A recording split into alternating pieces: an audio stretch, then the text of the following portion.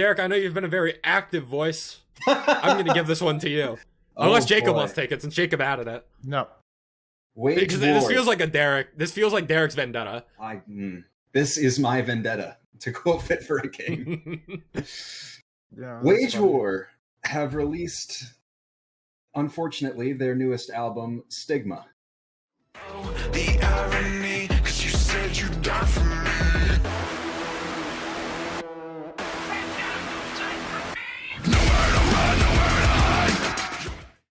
I have not heard in recent memory a worse album than this. Okay, hang on. Okay. I think this album starts off fine. The show's about to start. I feel like you mentioned Fit for a King, actually, which is funny because I thought this song, the show's about to start, reminded me a lot of God of Fire, where it's like meant to be a live song. And it absolutely, I think it's the perfect way to start the album. And I also think it would be the perfect way to start a show. Like, not to quote start a show. Pun intended. I actually think the first half of this album is okay. And after, oh wow, I'm going to have more puns. The lines start to blur around Blur. And then Tombstone. And then after Tombstone, it's just like, this album sucks. I could see that. I agree. In effectively loathing this album, I do agree that it is front heavy. Besides, Is This How It Ends? I think Is This How It Ends is the only redeemable part of this album. So, Is This How It Ends? This is how I feel about it. I feel it is If Tomorrow Never Comes light version. Exactly. No, 100%. You're very real for that. Yeah.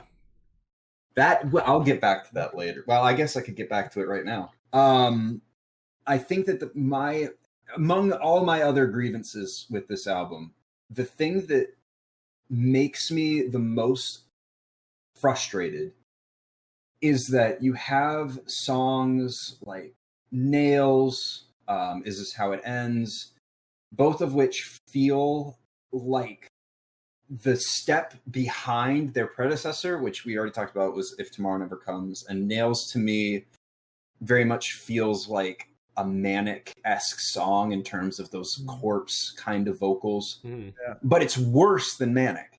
Everything here that I'm hearing feels like something that they've already explored in some respect, but a step down. Like they've somehow regressed. This should have been the step to get them to that next part. Even with things as far back as Pressure.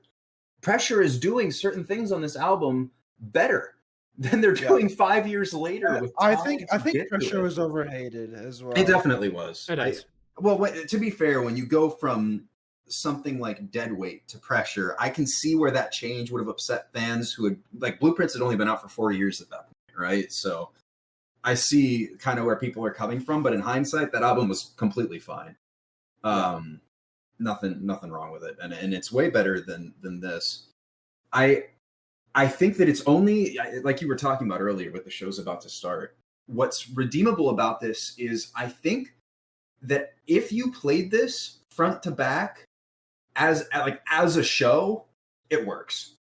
Like there is enough here in terms of the energy and different ideas and God, even the random breakdowns in songs like Magnetic that live, that's going to translate really well. If this album, if you told me, hey, this is a studio mastered version of a live album where they played across their discography, I would believe you. Because there's just so many different things occurring here and different styles. I think the problem is that they don't work together. They're experimenting too much to the point where nothing feels like it's sticking for me. And it ruins the cohesion of the album. Not even to say that, the songs that aren't experimental sound like a worse version of every other band that Cody's written for in the past 3-4 years. Yeah. And the guitars, to me, they sound soulless. even at their heaviest or most technical, I don't think it's a problem with the instrumentation as much as it is the production, that they feel plasticky and overproduced, especially on Self-Sacrifice. I was kind of like, it gave me the ick. Like, maybe that's why I haven't liked, because I've been struggling to put my finger on why do I not like this album? Why is it just so average? And I don't know if it's the production and mix entirely, but I don't have any better answers, so it's not hitting. Yeah, that's the big thing, is that there are all these big moments that, whether or not they should be here, like, again, the breakdown of Magnetic is irrelevant. And the fact is that shit just doesn't hit on this album. It's a bunch of flashiness and big moments that live would be great. On the recorded version, they don't amount to much. You know, it's a big old, I'm going to use a term that I've picked up from you, Jake. It's a nothing burger. It is a nothing burger of it has nothing to say. It has no concrete idea or drive. There's nothing connecting these songs together. In My Blood is an offense to everything that is talent within this scene. Happy Hunting, Hellbent, and In My Blood is a terrible 3-song run. I think In My Blood is pretty good. Happy Hunting and Hellbent, I really could care less about. I've actually gone back to In My Blood quite a bit. I think that the chorus, there's something in the water and it burns like the sun because it's in my blood, running through the river, let it flow like a flood, I feel it in my blood. It's not the most inspiring thing I've ever heard, but with the vocal delivery and instrumentation behind it, that's one of the few moments on this album that actually hits. And then you also get the lyric in that song of when it's high noon in Florida, even the devil gets hot. There's a reason he's in Georgia and not in the swamp. Like, it's a little cringe, but it's fun. And the vocal delivery, I don't know. There's something about In My Blood that works where most of the rest of this album falls flat. My feelings about cringe aside, I think that I agree with you on the chorus of In My Blood. My gripe with you, or not with you, with the song and like that take on it, is there's that backing chant of In My Blood, In My Blood. And it just sounds so forced.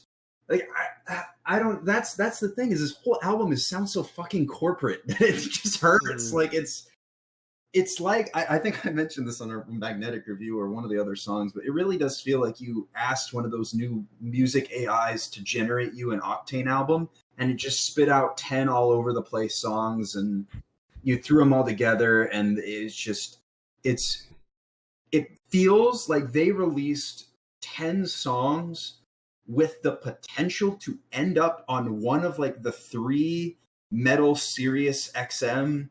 Like we talk about all the time, oh, this band sounds like they could be on Octane, oh, this song could be on Octane. This literally feels like it was made for Octane. It's overproduced. It's got nothing to say. Being made for Octane isn't necessarily a bad thing. It's not. There are plenty of bands out there that are doing great Octane core. It's just, it shows with these songs that it's not like we made a good song that happens to be good for Octane. It's, this song feels like the average song I have heard on Octane, but oh, that's Wage War. That's not some band I've never heard of before. What happened? Yeah. Even when Pressure came out and I was a bit iffy on some of the songs, I still felt like there was enough there that set them apart and felt unique and felt like they were doing something. The experimentation just falls short everywhere. I mean, this is like way up there for, in my opinion, worst album of the year contender. And I've seen people say that it's grown on them. And to that effect, I gave it some more chances. And I went into my first listen with an open mind. My second listen, I wanted to just kill myself. Not actually, but I was that feeling of like, I am dragging myself through this album. It feels like I'm Sisyphus pushing a boulder up a hill the whole time. I have to subject myself to this. And then, Wusky said that, oh, this is growing on me. I went back for a third listen, tried to be open. I just can't do it, man. It's just nothing. It's painful to listen to. Once you hear the overproduction and the plasticky sound across this whole album, I feel like it's impossible to unhear, and it just makes you mad because you know how many artists are out there tangentially, I suppose, putting out incredible music that deserve to be heard, and then we're giving a platform to an album that is just meant for radio and money, and you cannot convince me there is creative vision behind this. I refuse to believe it. Counter argument: the album and some songs on here are pulling numbers, so clearly there is an audience that does like it. Ugh. You know, I can see. I mean, think about the average. You know, they listen to Five Finger Death Punch religiously, and all these other bands, big bands that we don't normally like delve into as much. This isn't really that though. No, I don't think this album would sting if it came after Pressure. Like, if this album came after Pressure, it would still not be amazing, but following up such an incredible album in Manic, it really feels like what the hell went wrong. Yeah, how does an album feel like Maybe it they has wrote it before? You know, maybe that is the one and only way I will forgive. If this was written, I'm gonna go back. If this was written before Pressure, I'll give them a pass. But yeah, that's the thing. How does an album feel like it has growing pains when it's coming out after an album that's already explored a lot of these same ideas? That's a big and was really good. Yeah, I mean, Manic wasn't in my top 10 or top 20, but it was still a damn good album. It's leagues ahead of it. I would not take a single song off of this over anything off of Manic. Except maybe Is This How It Ends for like my least favorite song off of Manic, but even so, it's just it's a light version, like you said, of an incredible closer. Like Yep.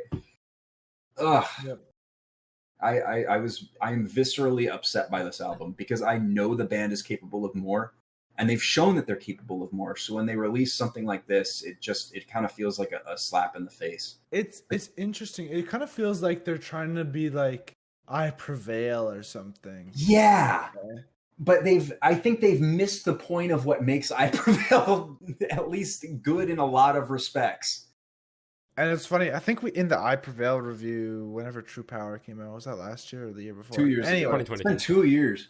That's crazy. Crazy. I think we mentioned that we would have liked I Prevail to stay like they could have been like the best generic core band out there. Yeah, it's kind of funny that the generic core bands are following them now. Yeah. I mean, their success has been, very impressive. I really am very surprised at how big I Prevail got, but they deserve it. But now it almost feels like in a lot of ways, I think we're going to see this with Bad Omens too, that people are going to try and replicate what has given success without understanding what gave them success. And, maybe that's why we feel the growing pains here, but this has nothing to say. I would honestly, high key, in not liking almost all the songs on this album, I would absolutely go see a live show with this album. Because I think you're spot on. I think, especially with the show's about to start, feels like it's going to be an incredible live song and opener. All these songs get the crowd. Nail 5 is just budget dethrone. Yeah. Corpse cover dethrone. That's I just cringe. I think Hellbent is the worst song on here. I would agree. I think you can name any of agree. those last three before Is It How It Ends, or Is This How It Ends? Sorry, Jake, to In My Blood slander. It's one. If we take that out of the equation, it's definitely Happy Hunting or Hellbent. It's too country metal. He slayed, honestly, with that one. Do y'all remember that project that he did like 3 years ago where he released a country song? Like country rock? I remember us talking about it, yeah. I don't remember. Oh, I'd have to go look at what it was called. But it was honestly... You got it? Memory of it. I think so. Give me a moment, I can find it. If you can find it. That to me, it feels like... Look, I appreciate what Cody has done for Memphis Mayfire and made them into a listenable band again. But at this point, I feel like I'm hearing songs like Hellbent and In My Blood and Happy Hunting, and I'm like, dude, just go write a country rock album and be done with it. Like, it doesn't... That's another thing. We get these, like, southern hick metal we live in the swamp, Florida type beat on this, when you don't really hear that through anything at the top besides maybe Tombstone, and the Tombstone is only because it could be a vague reference to a old Western movie. Like it, again, there's no identity. When you start an album with the show's about to start and you can tell it's a live song and that's its only purpose, it kind of gives you expectations for what not to expect from the rest of the album. And truly, it just never really. Dude, he's written a bunch of Hardy songs. That makes sense. Found the band, by the way. What was it? Hellions. Hellions. Y'all, if y'all want to hear some good Cody Keystad, yeah. Wow, I didn't realize how much he's written for other people. Holy, I knew he's written for like Memphis Mayfire, but like A Day to Remember, Falling in Reverse. Cody writes better songs for other bands than his own. He does. He really. That's probably and why it's Hellions. Tragic. Hellions was good because it was a team up of him and Matty Mullins and Memphis Mayfire. Sleeping with Sirens, Silverstein, The Ghost Inside, We Came as Romans. Holy shit. Yeah, no. Any last comments on this wage war? I feel like we've proved our point at this point. The last argument I want to make is that this album is Wage War's worst album simply because of its color scheme. You unfortunately went for a yellow color scheme. We're going to ignore the Voila album that's right above it in the playlist. Yellow's just Casket's albums. Yellow is just generally not a promising sign for an album art unless your name is Siamese or Caskets or Voila. Yeah, you got to throw a little asterisks. Like, there's got to be some gold tints in there. Like give me something like a marigold. You can't be like dehydrated piss yellow. Like it's just over. Like, Beartooth chooses a color scheme for each of their albums. They're going on their sixth album at this point, and not once have they chosen yellow yet. So clearly Beartooth knows what they're doing. Yeah, 100% agree with that. Good take, Jake. Yep, good take, Jake. Everything else aside, fuck the album color.